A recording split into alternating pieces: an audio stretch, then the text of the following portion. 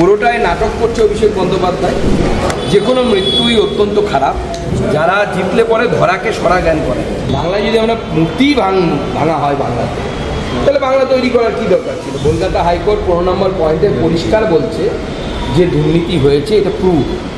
শুধুমাত্র ভয়ের পরিবেশ তৈরি করে দিয়ে, মানুষের মনে টেনশন তৈরি করে মানুষকে বিপদে ফেলার কাজ তৃণমূল কংগ্রেস করছে। বারবার বলছি যে অনেক অভিযোগ উঠবে, শুধু তাই নয়, যে নোট বলা হচ্ছে সেই নোটটা আদৌ তার লেখা কিনা এই বিষয়ে কিন্তু অনেক সন্দেহের অবকাশ আছে। যারা দল করে বেরলাম মামাটি মানুষ, আদর্শবোধ নেই, কিচ্ছু নেই, আমরা ওই চিন্তাধারায় বিশ্বাস করি না। পুরোটাই নাটক করছে অভিষেক বন্দ্যোপাধ্যায়। যে কোনো মৃত্যুই অত্যন্ত খারাপ এবং সেই মৃত্যুর কারণ কি তার ইনভেস্টিগেশন হওয়া প্রয়োজন। যে কথা বলা হচ্ছে সেটাই কি সত্যি কারণ? দ্বিতীয় প্রশ্ন, যে যখন হরগোবিন্দ দাস, চন্দন দাস মারা গেল তখন অভিষেক বন্দ্যোপাধ্যায় যাননি কেন? ওটা শ্যুট করে না নাকি?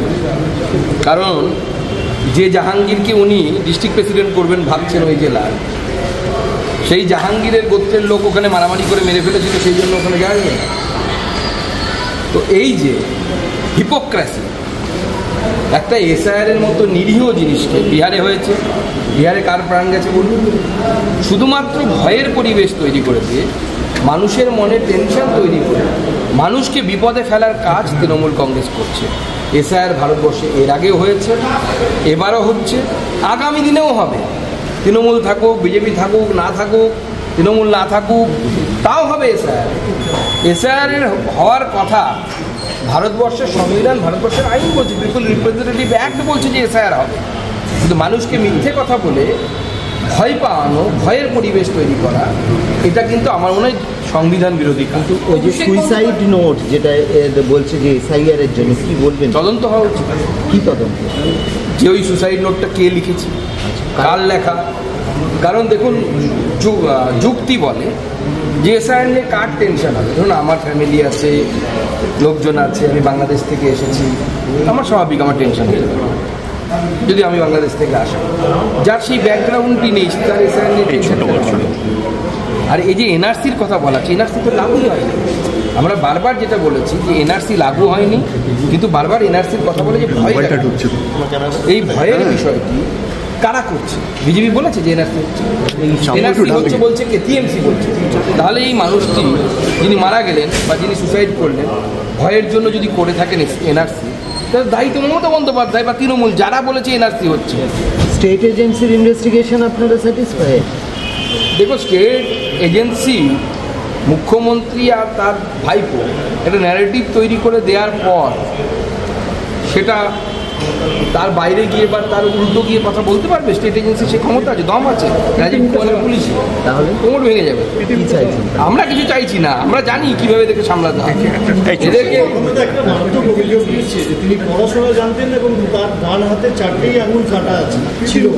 আমি তো বারবার বলছি যে অনেক অভিযোগ উঠবে, শুধু তাই নয়, যে নোট বলা হচ্ছে সেই নোটটা আদৌ তার লেখা কিনা এই বিষয়ে কিন্তু অনেক সন্দেহের অবকাশ আছে। সব থেকে বড় কথা, তার টেনশনটা কেন হচ্ছে সেই যুক্তিটা তো দেখা যাবে। তার তিনি বিয়ে থাকা করেননি, তার সংসার নেই। আর যেখানে ভারত সরকারের আইন বলছে, আমি যদি বাংলাদেশ থেকেও আসি, ধরুন আমি 1 জানুয়ারি 2024 সালে সুকান্ত মজুমদার বাংলাদেশ থেকে এসে, আমার ভোটার লিস্টে নাম নেই, কিচ্ছু নেই, ধরুন সাপোজ, তাও তো আমি ভারতবর্ষে থাকতে পারবো, এখনকার আইন বলছে। আমার কোনো টেনশন নেই, রাজার হালে থাকবো, ভোট দিতে পারি না পারি, কি আছে? অভিষেক বন্দ্যোপাধ্যায় কাল তীব্র ভাষায় জ্ঞানেশ কুমারকে আক্রমণ করলেন, অসাংবিধানিক কাজ। সংবিধানের শপথ নিয়েছেন উনি, সংবিধান পড়ে তো দেখেননি, পিপলস রিপ্রেজেন্টেটিভ অ্যাক্টও পড়ে দেখেন, এবং তিনি যেভাবে আক্রমণ করেছেন, আমি তো ইলেকশন কমিশনকে বলবো বা কমিশনারকে বলবো যে আপনি দিল্লিতে একটা এফআইআর করে রাখুন, নাহলে ভবিষ্যতে কী হবে, আপনার কি করতে পারে এরা আমরা তো জানি। তৃণমূল কংগ্রেস বা অভিষেক বন্দ্যোপাধ্যায় কতটা ভিন্ডিকটিভ এবং হিংসাত্মক আমরা সবাই জানি। সেই ছেলেটির কথা নিশ্চয়ই মনে আছে, পাগল ছেলেটি ভুল করে অভিষেক বন্দ্যোপাধ্যায়কে একটা থাপ্পড় মেরে দিয়েছিল, তারপরে কি হয়েছিল আপনারা সবাই জানেন। আপনারা নিশ্চয়ই জানেন কিষাণজির কি হয়েছিল। তো কিষাণজির মতো সশস্ত্র সংগ্রাম করা একজন মানুষের যদি হাল হতে পারে, তাহলে অন্যদের কি হতে পারে? অভিষেক বন্দ্যোপাধ্যায়, আমি বলতে বাধ্য হচ্ছি, মূর্খের মতো কথা বলছে। তার কারণ হচ্ছে উনি রায়টা পড়েন, হাইকোর্টের রায়টা, হাইকোর্টের রায়টা পড়ুন না।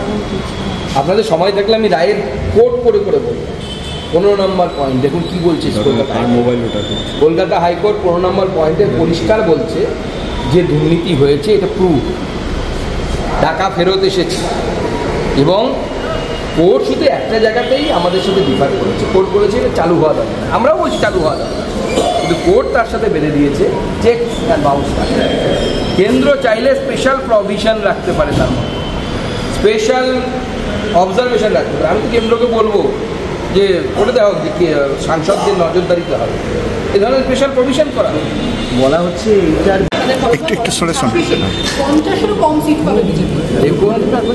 দেখুন এরা সেই ধরনের রাজনীতিবিদ যারা জিতলে পরে ধরাকে সরা জ্ঞান করে, এবং উনি ভুলে যাচ্ছেন কয়েক বছর আগে, 15-20 বছর আগে ওনার পার্টির কী অবস্থা ছিল। ওনার পার্টির একজন মাত্র সাংসদ ছিল, তার নাম হচ্ছে মমতা। আমাদের তো 12টা আছে। আমরা রাজনীতিতে একসময় পশ্চিমবঙ্গে 0 ছিলাম, দেশে 2 ছিলাম, 3 ছিলাম, সেখান থেকে 303 হয়েছি। তখনও আমরা যেরকম ছিলাম, 3-এর সময় একই রকম ছিলাম, 303-এর সময় একই রকম ছিলাম, 240-এও একই রকম আছে। বিজেপি আদর্শগত পার্টি, পয়সা কামানোর জন্য একটা কনসোর্সিয়াম নয়, যারা দল করে ফেললাম মামাটি মানুষ দিলাম, আদর্শবোধ নেই, কিচ্ছু নেই, আমরা ওই চিন্তাধারায় বিশ্বাস করি না।